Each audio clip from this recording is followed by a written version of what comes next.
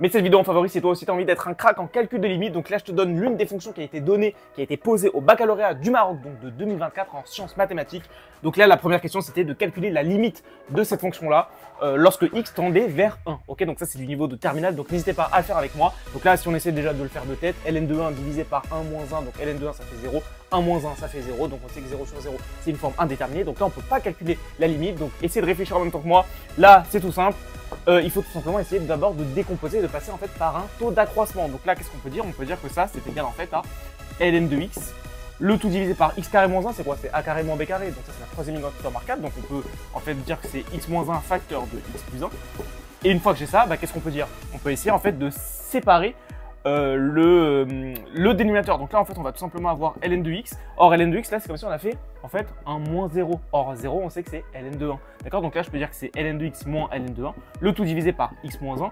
Hop, comme par magie, on fait apparaître le taux d'accroissement, donc hyper simple. Et là, on multiplie, du coup, par 1 sur x plus 1. Et là, c'est plus simple, parce que là, avec cette fonction-là, g de x, qui est égale à ln de x, on sait que ce truc-là, lorsque x va tendre vers 1, ok, donc ça c'est f de x moins f de a, le tout divisé par x moins a. On sait que ça va tendre vers la dérivée de cette fonction-là, donc de ln de x. Donc la dérivée de ln de x, on sait que c'est 1 sur x.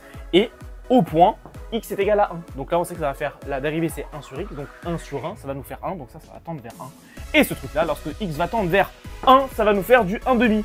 Et tout ça, on le fait en multiplication. Donc on sait que en fait, la limite ici est égale à 1 demi, ok? Et je vous fais la deuxième question qui était demandée. C'était à peu près la même limite, sauf que cette fois-ci, on demandait de faire lorsque x tendait vers plus l'infini. Donc là, on va voir à quoi c'est égal. Je vous efface ça vite fait, comme ça au moins, on fait le dernier calcul. Donc ça, on ne sait pas ce que ça vaut. Donc là, en plus l'infini, pareil, ln de plus l'infini, bon, ça va faire plus l'infini. Plus l'infini au carré moins 1, ça va faire plus l'infini. L'infini sur l'infini, on sait encore une fois que c'est une forme indéterminée. Donc il faut passer par autre chose. Donc on va essayer tout simplement de factoriser. Nous, on sait que quoi? Lorsqu'on est en x, lorsque x tend vers plus l'infini, on sait qu'on a une croissance comparée qui existe avec le ln de x.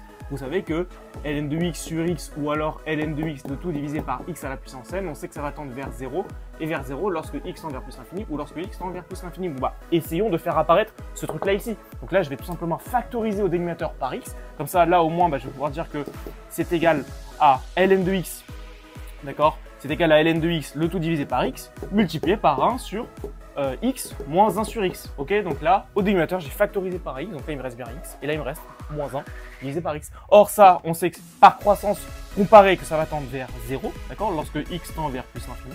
Et ce truc-là, lorsque x va tendre vers plus l'infini, 1 sur plus l'infini, ça va faire 0, et 1 sur plus l'infini, ça va faire 0. Donc ça va tendre également vers 0 lorsque x tend vers plus l'infini. Donc en multiplication, le total va tendre vers 0. Donc on sait que cette limite-là est égale à 0. Voilà pour ce qui est du calcul des limites qui était tombé donc au baccalauréat du Maroc de 2024. J'espère que ça a été clair. N'hésitez pas à essayer de le refaire. Entraînez-vous sur ce genre de baccalauréat, c'est hyper important.